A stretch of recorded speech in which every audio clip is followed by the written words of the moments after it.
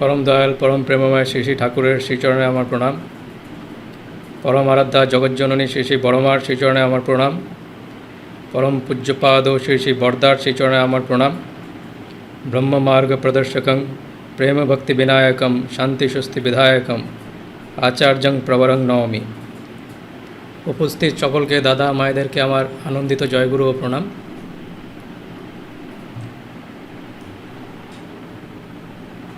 আজকে আবার একটি সুযোগ পেয়েছি আপনাদের কাছে কিছু নিবেদন করার, তো সেই জন্য আমি অনেক কৃতজ্ঞ।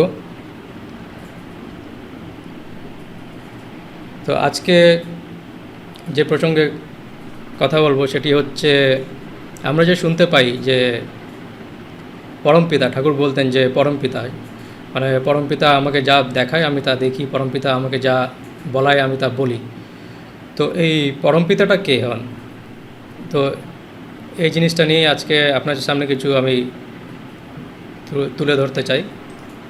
এর আগের বার একটি মা আমাকে প্রশ্ন করেছিলেন এই নিয়ে, তো সেটি আমি জানি না কতদূর আমি সঠিকভাবে আপনাদের কাছে সেটি বোঝাতে পেরেছি। তো আমি ভাবলাম যে এই বিষয়ে বলা দরকার, কারণ মানুষ এ বিষয়ে সঠিকটি জানে না। মানুষ ভাবে যে ঠাকুরই পরমপিতা। তো এই প্রশ্ন অনেকের মনে থাকে যে পরমপিতাটা আসলে কে। তো সেই জন্য আমি ভাবলাম যে এটি আপনাদের সামনে তুলে ধরা দরকার। তো সম্ভবত আপনারা আমার স্ক্রিন দেখতে পাচ্ছেন। পরমপিতাটা কে? তো পরমপিতা যে বলি আমরা, সে পরমপিতা হচ্ছে পরমেশ্বর। মানে ঠাকুরকে যদি আমরা ঈশ্বর বলি, সেই পরমপিতা হচ্ছেন পরমেশ্বর, যিনি এই সৃষ্টি হয়েছেন। মানে সৃষ্টি করেননি, তিনি সৃষ্টি হয়েছেন। মানে এই যে সৃষ্টিটা আমরা দেখছি, মানে এই সৃষ্টিটাই কিন্তু পরমপিতা। তো এই জন্য বলা হয় যে পরমপিতা সৃষ্টি করেননি, পরমপিতা সৃষ্টি হয়েছেন। আর এবং পরমপিতার মধ্যে প্রেম নেই, উনি নিজেই প্রেম স্বরূপ। তো এই জন্য বাইবেলে আছে দি ফাদার, অর্থাৎ পরমপিতা। ফাদার মানে হচ্ছে পিতা, এই জন্য পরমপিতা। তারপরে বলা হচ্ছে দি সান, পুরুষোত্তম অর্থাৎ যীশুখ্রিস্ট। আর হচ্ছে দি হোলি স্পিরিট, হোলি স্পিরিট মানে হচ্ছে শুদ্ধ আত্মা। পরমপিতা যিনি সৃষ্টি করেছেন সমস্ত কিছু, এবং পরমপিতাই কিন্তু তার সন্তান অর্থাৎ পুরুষোত্তমকে ধরাধামে বারবার পাঠান, যাতে মানুষ মানে সংস্কৃত হতে পারে আর যে বাঁচা বাড়ার পথে এগিয়ে চলতে পারে। আর হোলি স্পিরিটটা কি? হোলি স্পিরিট হচ্ছে শুদ্ধ আত্মা। তো এই শুদ্ধ আত্মাটা কী জিনিস? তো আমরা যদি পুণ্যবতী উঠিয়ে পড়ি, প্রথম লাইনটাই হচ্ছে আমি চাই শুদ্ধ আত্মা। তো শুদ্ধ আত্মাটা আসলে কী জিনিস, এটি নিয়ে আমি একটু ভেবে দেখলাম। আজকে যেরকম বিকালে একটু হাঁটতে গিয়েছিলাম, তো আমার কিন্তু এই পরিকল্পনা ছিল না যে আজকে শুদ্ধ আত্মা নিয়ে কথা বলবো, কিন্তু সেই সময় আমার একটু অনুভূতি হলো যে শুদ্ধ আত্মাটা কী জিনিস। শুদ্ধ আত্মা মানে হচ্ছে এক প্রকারে বলা যেতে পারে ভক্ত। তো ভক্ত মানে কি? ভক্ত মানে হচ্ছে তদ্ভাবে উন্মুক্ত। আর ভক্তর মধ্যে কোনো কালে কোনো রূপে দুর্বলতা নেই, ক্লিবত্ব দুর্বলতা অনেক সময় ভক্তর খলেশ পড়ে দাঁড়ায়, তা হতে সাবধান হও। তো শুদ্ধ আত্মা মানে হচ্ছে সেই ভক্ত। এবং শুদ্ধ আত্মা হতে গেলে কি করতে হবে? কিন্তু ভক্ত যে আমরা বলি, ভক্তর অর্থ কি আমরা বুঝতে পারি? তো শুদ্ধ আত্মা মানে হচ্ছে যে বৃদ্ধির পথে চলে। পরমপিতা মানে হচ্ছে ব্রহ্ম, ব্রহ্ম মানে হচ্ছে বৃদ্ধি অর্থাৎ বিস্তার, নিরন্তর বিস্তার যে হয়ে চলেছে, অর্থাৎ এই ইউনিভার্স, এই যে ইউনিভার্সটা, এটাই হচ্ছে পরমপিতা বলা যেতে পারে। সত্যানুসরণে আছে, যা বৃদ্ধি প্রাপ্ত হয়ে যা হয় তাহাই রয়েছে, তাই ব্রহ্ম। যাহা বৃদ্ধিপ্রাপ্ত হয়ে যাহা হয় তাহাই রয়েছে, তাই ব্রহ্ম। অর্থাৎ যদিও ব্রহ্ম বৃদ্ধি হয়ে চলেছে, কিন্তু সে পরিবর্তনশীল নয়, যা ছিল তাই আছে, তথাপিও বৃদ্ধি হয়ে চলেছে। তাহলে শুদ্ধ আত্মা মানে হচ্ছে যারা সেই বৃদ্ধির আচরণ নিজের জীবনে নিয়ে আসে, বৃদ্ধির পথে যে চলে।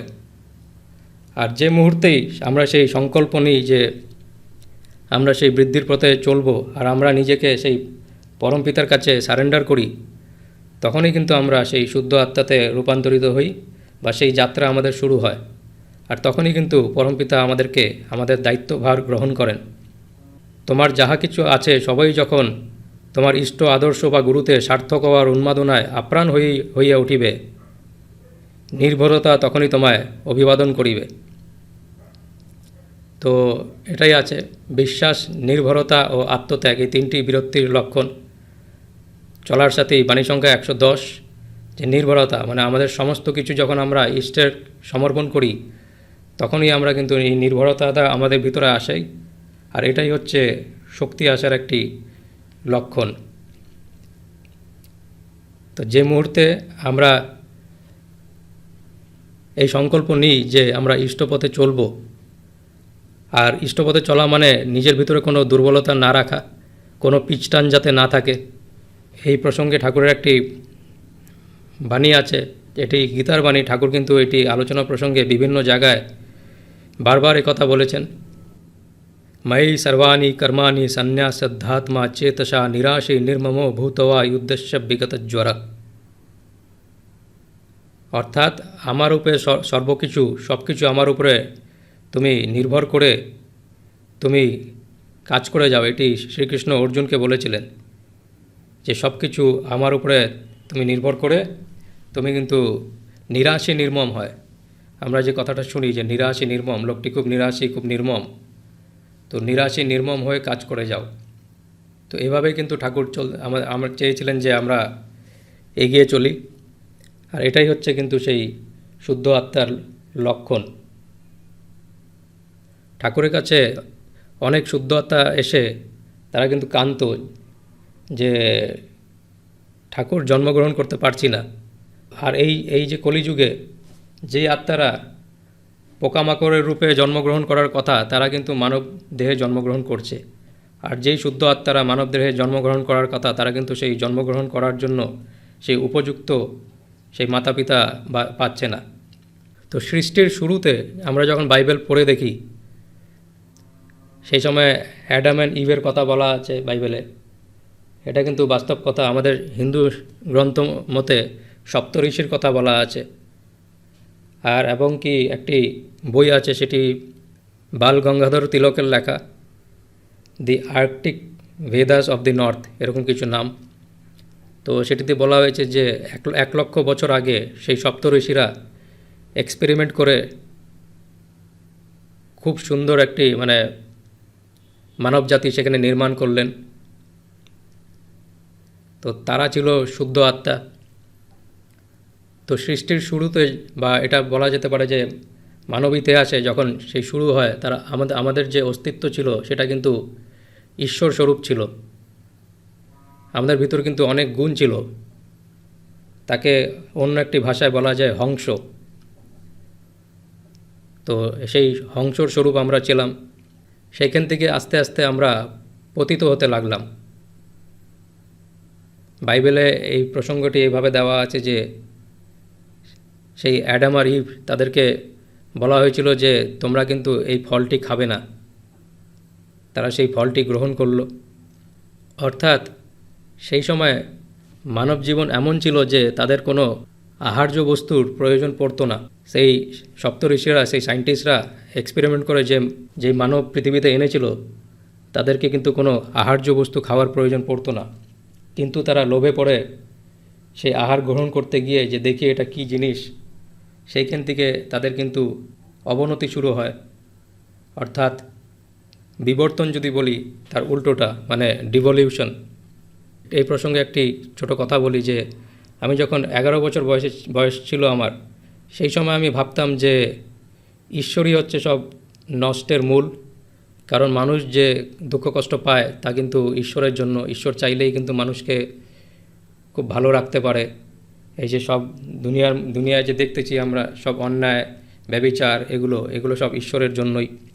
এই একটি ভাব সেই ছোট বয়সে আমার ভিতরে আসছিল। আর সেই সময় আমি কিন্তু ঈশ্বরের উপরে একটু বিশ্বাস আমার উঠে গিয়েছিল।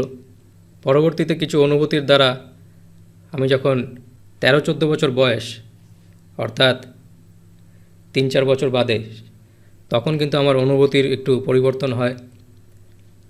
তখন আমি টিভিতে বিভিন্ন আধ্যাত্মিক যে আলোচনা হতো, বিভিন্ন ধর্মগুরুরা যে আলোচনা করতেন, সেগুলো আমি শুনতাম।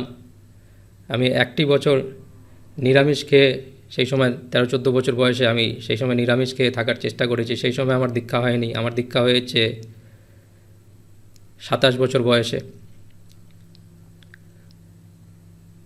আর সেই সময় আমি অনেক কিছু আধ্যাত্মিক অনুশীলন করি, যেমন কি প্রাণায়াম বা সেই ধ্যানে বসে নারায়ণ জপ করা। আর তার ভিতর দিয়ে কিন্তু কিছু স্বল্প অনুভূতিও হয়, যেরকম একটি ধ্যান করলে যে মানুষের একটি আনন্দ হয়, সে মেলাটোনিন সিক্রিশন হয়, তো সেরকম একটি আনন্দ উপভোগ করতাম। ত্রাতকও করেছি, যে প্রদীপ জ্বালিয়ে যে সেখানে নিরন্তর সেদিকে তাকিয়ে থাকা, সেরকম কিছু অনুশীলনও আমি করেছিলাম 13-14 বছর বয়সে। তো এইভাবে এগোতে এগোতে 27 বছর বয়সে সেই সময় আমার দীক্ষা হয়। আমার মা বাবা কিন্তু আমার জন্মের আগে থেকেই ওনারা দীক্ষিত, এবং কি আমার ঠাকুরদা উনিও দীক্ষিত, উনি ঠাকুরের দীক্ষা নিয়েছিলেন, কিন্তু কেউ স্বস্তিনী ব্রত নেয়নি। আমি এই 2009 দীক্ষা হওয়ার পরপরই কিন্তু আমি সেই নিরামিষ খাওয়া শুরু করি। তো এই প্রসঙ্গে আমরা যে ভাবি যে পৃথিবীতে জগতে এত দুঃখ কষ্ট কেন, এর জন্য কি আমরা পরমপিতাকে দায়ী বলতে পারি না? উনি তো চাইলেই সব কিছু ঠিক করে দিতে পারে। কিন্তু আসলে ভেবে দেখতে গেলে আমরা যদি ঠাকুরের জীবন সেটাকে দেখি, ঠাকুরের জীবন কিন্তু কষ্টময়। উনি কিন্তু নিরন্তর চেয়েছিলেন যে মানুষের কি করে কল্যাণ হতে পারে। সেইখানে যখন উনি মেডিকেল পড়াশোনা করতে কলকাতায় যায়, একটি মানুষ, এই ঠাকুরের বাবা শিবচন্দ্র চক্রবর্তী, ওনার কাছ থেকে কিছু টাকা ধার নিয়েছিলেন। সেই বিনিময়ে উনি বললেন যে আপনার ছেলেকে কলকাতায় রাখবেন, যা খরচা হবে সে আমি দিব, বা আমি তার থাকার ব্যবস্থা করে দিব। তো উনি ঠাকুরের থাকার ব্যবস্থা একটি কয়লার খনিতে করে দিলেন, সেখানে ঠাকুর থাকতেন। সেখানে থাকাকালীন দেখতো যে সেই কর্মচারীরাগুলো এসে রাত্রিরে সেই গভীর ঘুমে ঘুমিয়ে পড়তো, ওদের পায়ে বিভিন্ন সেই ব্যথার চিহ্ন, সে পায়ে ফোসকা পড়ে গিয়েছে, পায়ে কেটে গিয়েছে, এইগুলো ঠাকুর দেখতেন।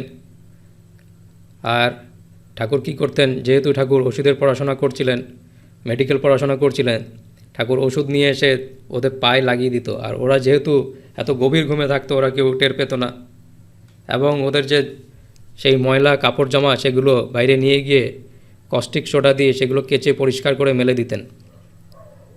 এইভাবে ঠাকুর কিছুদিন কাটিয়েছেন সেখানে। তো যখন সেই লোকগুলো ভাবতো, যে কয়লার খনির সেই কর্মচারীগুলো, যে হয়তো কোনো ঈশ্বরী শক্তি বা কেউ কোনো আত্মা এসে এইগুলো করছেন, কিন্তু একদিন ওরা জানতে পারলেন যে সেই ছোট্ট ঠাকুর, সেই যুবক ঠাকুর, উনি কিন্তু এইগুলো করছেন। তো ওনার পায়ে পড়ে গেলেন, যে বললেন, বাবু এগুলো তো আমাদের জন্য কেউ করে না, আমরা তো সেই নিকৃষ্ট মানুষ, তো আপনি আমাদের জন্য এইসব করছেন, আপনি নিশ্চয়ই ভগবান। তো ঠাকুর এইভাবে সেই কয়লার খনিতে থেকে কষ্ট করেছেন। পরবর্তীতে সেই মানুষটি যে শিবচন্দ্র চক্রবর্তীর কাছ থেকে টাকা ধার নিয়েছিলেন, উনি টাকা বাঁচানোর জন্য ঠাকুরকে কিন্তু প্রতিদিন একটি হোটেলে সেখানে খেতে যেতেন। তো উনি একটি চক্রান্ত করলেন। একদিন সেখানকার কর্মচারীকে বললেন যে সেই ভাতের প্লেটে নাকের কপ ফেলে রাখবে। তো সেইভাবে ঠাকুরকে দিলেন, আর ঠাকুর কিছু করলেন না, আস্তে করে সেটি সরিয়ে রেখে বাকি খাওয়াটুকু খেলেন। কিছুদিন বাদে সেই মানুষটি গিয়ে শিবচন্দ্র চক্রবর্তীকে বললেন যে আপনি যে আমার কাছ থেকে টাকা ধার নিয়েছিলেন সেটি শোধ হয়ে গিয়েছে, তো আপনার ছেলেকে নিজের ব্যবস্থা করে নিতে বলেন। তার পরবর্তীতে ঠাকুর চলে গেলেন শিয়ালদা স্টেশনে থাকতে। বাড়িতে কিন্তু উনি জানালেন না কাউকে, শিয়ালদা স্টেশনে থাকতেন। সেইখানে প্রতিদিন যে খাওয়া পেত এমনটি নয়। কোনো মা হয়তো একটি তরমুজের টুকরা তার বাচ্চাকে দিচ্ছে, সেইখান থেকে ঠাকুরকে একটি টুকরো দিত। আর ঠাকুর সেই বাচ্চাগুলো স্টেশনে যে থাকতেন, সেই বাচ্চাগুলোর সাথে গল্প করতেন খুব সুন্দরভাবে। আর সেই একটি ট্রাঙ্ক ছিল ঠাকুরের, নিউজ পেপার পেতে সেখানে মাটিতে শুতেন। তো আমরা এই কথাগুলো কখনো ভাবি না, ঠাকুরের বিভিন্ন কথা আলোচনা করি, কিন্তু ঠাকুরের যে সংঘর্ষের কথা, এইভাবে ঠাকুর একটি সময় শিয়ালদা স্টেশনে থেকে কাটিয়েছিলেন। পরবর্তীতে উনি একটি ঝোপড়পট্টি সেখানে সেখানে গেলেন, সেখানকার মানুষের যে দুরবস্থা দেখলেন, সেইখানে থেকে তাদের মধ্যে থেকে তাদের বিভিন্ন রোগাদির যে সেখানে ট্রিটমেন্ট করে তাদেরকে সুস্থ করে পরবর্তীতে ওনার মেডিকেল পড়া কমপ্লিট হয়, উনি বাড়িতে ফিরে এলেন। এইভাবে ঠাকুর কিন্তু জীবনে একের পর এক সংঘর্ষ করে গেলেন। পরবর্তীতে উনি হোমিওপ্যাথি থেকে কীর্তন মুভমেন্ট শুরু করলেন এবং লেবার ফর লাভ মুভমেন্ট, যেটা অনেকে জানে না, অর্থাৎ ঠাকুর একদল লোক নিজের সাথে নিয়ে যেতেন, সব বাড়িতে বাড়িতে যেতেন, সেইখানে গিয়ে তাদের যে বিভিন্ন সমস্যা, কারো হয়তো দরজা নেই, দরজা ভেঙে রয়েছে, দরজা ঠিক করে দেওয়া, কারো হয়তো চাল ফুটো হয়ে গেছে, চাল দিয়ে টিপটিপ করে জল পড়ছে, সেই চালটি ঠিক করে দেওয়া। তো এরকম বিভিন্ন কাজ সেই মানুষের সেবা শুশ্রূষা ঠাকুর করতেন, একটি দল ঠাকুরের সাথে যেত সেইখানে। এভাবে সেই মুভমেন্টটাকে নাম দেওয়া হয়েছিল লেবার ফর লাভ মুভমেন্ট। এই করতে করতে ঠাকুর যখন দেখলেন যে ব্রিটিশের চক্রান্ত, তাকে কি করে বিফল করা যায়, যে ভারতবর্ষকে একটি পার্টিশন করার চক্রান্ত চলছে, সেই সময় ঠাকুর অনবরত চেষ্টা করলেন, বিভিন্ন মানুষকে বললেন, সেই হিন্দ রিহ্যাবিলিটেশন কোম্পানি, বিভিন্ন পরিকল্পনা, এগুলো কেউ কিন্তু ঠাকুরের কথা শুনলেন না। এবং ঠাকুরের কথা না শুনে কিন্তু সেই সময় কেষ্টদা কৃষ্ণপ্রসন্ন ভট্টাচার্য ঠাকুরকে বিশ্বগুরু বানিয়ে সেখানে প্রতিষ্ঠা করলেন, সৎসঙ্গ সংগঠন তৈরি করলেন। ঠাকুরের কিন্তু সেই সময় ইচ্ছা ছিল না সেটি। ঠাকুরের কিন্তু 50 বছর বয়সে যেই সময় আলোচনা প্রসঙ্গ লেখা শুরু হয়, সেই সময় একটি স্ট্রোক হয়েছিল। সেই সময় কেষ্টদা, কিশোরীমোহন, এরা বড় বড় যে ঠাকুরের ভক্ত, এরা কিন্তু গত হয়েছেন, অকাল মৃত্যুর কবলে পড়েছেন ঠাকুরের কথা না শুনে। তো ঠাকুরের সারা জীবনই কিন্তু কষ্ট। ঠাকুর পার্টিশনটা আটকাতে পারলেন না। ঠাকুরের মা মারা গেলেন, একটি মানুষের কাছে উনি আর্টিফিশিয়াল লাংস চেয়েছিলেন, সেই সময় আর্টিফিশিয়াল লাংস বেরোয়, সেই মানুষটি দিতে পারলেন না। ঠাকুরের মাকে বাঁচানো গেল না। ঠাকুর দুঃখ করে বললেন যে সেইটি পেলে হয়তো মাকে আরও কিছুদিন বাঁচিয়ে রাখতে পারতাম। ঠাকুরের নিজস্ব মেয়ে সাধনাদি, উনিও কিন্তু সেই মারা গেলেন। ঠাকুরের কিন্তু সেখানেও কষ্ট। এভাবে সারা জীবন কিন্তু ঠাকুর কষ্ট করে গেছেন। তো আমরা যদি দেখি যে পরমপিতা তার সন্তানকে মানুষের মঙ্গলের জন্য পাঠায়, কিন্তু মানুষ তার অভ্যস্ত সংস্কারে সংস্কৃত হয়ে থাকে, আর সেই তার যে সন্তান বা সেই পুরুষোত্তম, সেই সদ্গুরু, তার কথা কিন্তু মানুষ শুনে না। এই প্রসঙ্গে যীশুখ্রিস্টর বিষয়ে তাকেও কিন্তু ক্রুসিফাই করা হলো, এবং আজ অবধি কিন্তু যীশুখ্রিস্টর বিষয়ে একটি ভুল ধারণা মানুষের মধ্যে চলছে। যারা যীশুখ্রিস্টকে অবলম্বন করে চলে, তারা যখন মদ গ্রহণ করে, তারা বলে যে এটি প্রভু যিশুর রক্ত।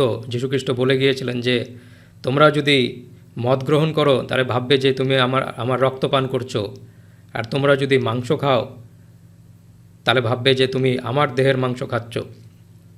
মানুষ এগুলোর ভুল অর্থ বের করলো। তারা ভাবলো যে যীশুখ্রিস্ট তাদের জন্য নিজের বলিদান দিতে এসেছিলেন, এবং আমরা যদি যীশুখ্রিস্টর রক্ত পান করি তাহলে আমরা সুস্থ থাকব। এইরকম একটি বিকৃতি মানসিকতা মানুষ সবসময়, আর এটি সকল সময় হয়ে থাকে।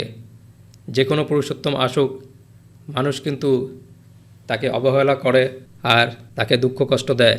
তো এই জন্য পরমপিতা কিন্তু সবসময় আমাদের মঙ্গল চান।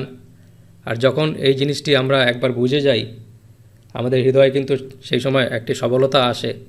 আর তখন কিন্তু আমরা কখনো পরমপিতাকে প্রশ্ন করি না যে আমাদের সমস্যা নিয়ে, আমাদের যে ছোট ছোট সমস্যা, জীবনের সমস্যা, এইগুলো, কারণ আমরা জানি যে পুরুষোত্তম আসছেন, তিনি আমার মঙ্গল চায়। আমি তাকে নিবেদন করি বা না করি, সে কিন্তু সর্বদা আমাদের মঙ্গল চায়। এই জিনিসটা যখন আমরা একবার বুঝে যাই, তার কাছে কিন্তু আর নিজস্ব কোনো চাহিদা থাকে না, আর সেই সময় আমাদের হৃদয়ে শক্তি আসে। এই প্রসঙ্গে আমাকে একটি সময় একটি গুরুভাই, সম্ভবত 2012 সালে আমাকে বলল, সুজয়, সবাই পয়সা দিয়ে ইষ্টভীতি করে, তুমি একটি কাজ করো, তুমি নিজের জীবন দিয়ে ইষ্টভীতি করো। ঠিক সেইভাবে কিন্তু আমাদের জীবনটাকে তার কাজের জন্য উৎসর্গ করতে হয়। এই প্রসঙ্গে বাইবেলে কি বলা আছে, যেহেতু বাইবেল নিয়ে একটু আলোচনা করছি, আপনাদের সামনে সেটি একটু তুলে ধরি। ম্যাথিউ চ্যাপ্টার 16 আছে, Whoever wants to be my disciple must deny themselves and take up the cross and follow me. এটার বাংলা অনুবাদ হচ্ছে, তখন যিশু তার শিষ্যদের বললেন, কেউ যদি আমার পিছনে আসতে চায় তবে সে নিজেকে অস্বীকার করুক এবং নিজের ক্রুশ তুলে নিয়ে আমার অনুগামী হোক। অর্থাৎ ক্রুশ মানে হচ্ছে যে ক্রস, যেখানে যীশুখ্রিস্টকে ক্রুসিফাই করা হয়েছে। অর্থাৎ তুমি নিজের ক্রস নিজের সাথে তুমি নিয়ে চলো। তো এইভাবে এই বাণীটি। আর তার পরবর্তী বাণীতে সেই বাইবেলে আছে, for whoever wants to save their life will lose it, but whoever loses their life for me will find it. যে কেউ আপন প্রাণ রক্ষা করতে চায় সে তা হারাবে, কিন্তু যে কেউ আমার জন্য আপন প্রাণ হারাবে সে তা পাবে। এই কথা কিন্তু সত্যানুসরণও আছে। জীবনকে যেভাবে বলি দিবে ঠিক তেমন জীবন লাভ করবে। যে কেহ প্রেমের জন্য জীবন দান করে সে প্রেমের জীবন লাভ করে। তো এই জিনিসটা আমাদেরকে বুঝতে হবে যে যখনই কিন্তু আমাদের ভিতরে চাহিদা থাকবে যে এটি হচ্ছে না ওটি হচ্ছে না, সবসময় একটি কমপ্লেন থাকবে, ততক্ষণ পর্যন্ত কিন্তু আমাদের হৃদয়ে সেই সবলতাটা আসবে না, সেই ভালোবাসাটা জন্মাবে না। আমরা সেই শুদ্ধ আত্মায় পরিণত হতে পারবো না। আর যখনই আমরা সব কিছু তার কাজের জন্য উৎসর্গ করব, তাকেই সর্বস্ব করে নিয়ে চলব, তখনই কিন্তু আমাদের ভিতরে সেই সবলতাটা আসবে। এবং ঠাকুরকে আমি আমার জীবনে অনুভূতির দ্বারা তখনই কিন্তু বুঝতে পারবো। আমরা কিন্তু আজকে সৎসঙ্গ জগতে একটি জিনিস দেখতে পাই যে আমরা একঘেয়ে হয়ে গিয়েছি। মানুষ কিন্তু বিশ্বাস আস্তে আস্তে হারিয়ে ফেলছে। এটি আমরা যখন অনুধাবন করে দেখি যে সত্যি কি আমরা ঠাকুরকে ভালোবাসি, ঠাকুরের প্রতি সেই ব্যাকুলতা কি আমাদের ভিতর আছে, বা সেই ব্যাকুলতাটা কমে যাচ্ছে কেন, এটি নিয়ে কিন্তু আমাদের ভেবে দেখতে হবে। আর তার জন্য সাধনার মধ্যে একটি জিনিস, যে সাধনা কিন্তু একা করতে হয়। সেটাতে বলা আছে মনে বনে আর কোণে। সেই ঠাকুরের সামনে বসে, ঠাকুরের বিগ্রহের সামনে বসে প্রার্থনা করতে হয় যে হে ঈশ্বর, তুমি আমাকে তোমার কাজে লাগাও। আমি জানি না কিছু আমার মঙ্গল, আমার ভিতরে তোমার ইচ্ছাই পূর্ণ হোক। তো সম্ভবত আজকে আমি আপনাদেরকে এই পরমপিতা কি সেটি আমি একটু বোঝাতে চেষ্টা করলাম। আরেকবার বলি যে পরমপিতা হচ্ছে ঈশ্বর, যিনি সৃষ্টি হয়েছে, যিনি সৃষ্টি করেনি, এই সৃষ্টিটাই হচ্ছে সেই ঈশ্বর স্বরূপ পরমপিতা। আর পুরুষোত্তম হচ্ছে তার সন্তান। অর্থাৎ আমরা যদি পরমপিতাকে সেই বিশাল অসীম মহাসাগর বলি, পুরুষোত্তম হচ্ছে সেই মহাসাগরের মধ্যে থেকে একটি সাগর। আর হোলি স্পিরিট অর্থাৎ শুদ্ধ আত্মা, এখানে লেখাটি ভুল আছে, হোলি স্পিরিট শুদ্ধ আত্মা। শুদ্ধ আত্মা তখনই আমরা হই যখন আমরা সেই নিজের জীবনে বৃদ্ধির আচরণ, অর্থাৎ ব্রহ্ম মানে হচ্ছে বৃদ্ধি, ব্রহ্ম বা পরব্রহ্ম বা পরমপিতা সে হচ্ছে বৃদ্ধি, যা বৃদ্ধি হয়েই চলেছে। ঠিক তেমনি যখন আমরা নিজের জীবনে বৃদ্ধির আচরণ করি, অর্থাৎ আমরা নিরন্তর তার অনুসরণ করে এগিয়ে যাই, জন্মর পর যখন এক জন্মর পর আরেক জন্ম, সেভাবে যখন মানুষ এগিয়ে যায়, আর সেই আস্তে আস্তে এগিয়ে যেতে যেতে সেভাবেই কিন্তু সত্যযুগের গঠন হয়। আর তাদেরকেই বলে হচ্ছে হোলি স্পিরিট শুদ্ধ আত্মা। আর তাদের রক্ষা করার জন্য পরমপিতা সর্বদাই প্রস্তুত থাকেন, তাদের কোনো ক্ষতি হতে দেয় না। তো আজকে এতটুকুই বলে আমার বক্তব্যকে আজকে আমি বিরাম দিচ্ছি। জয় গুরু। সকলের মঙ্গল কামনা জারি আমি সকলকে জয় গুরু দিচ্ছি। জয় গুরু, জয় গুরু।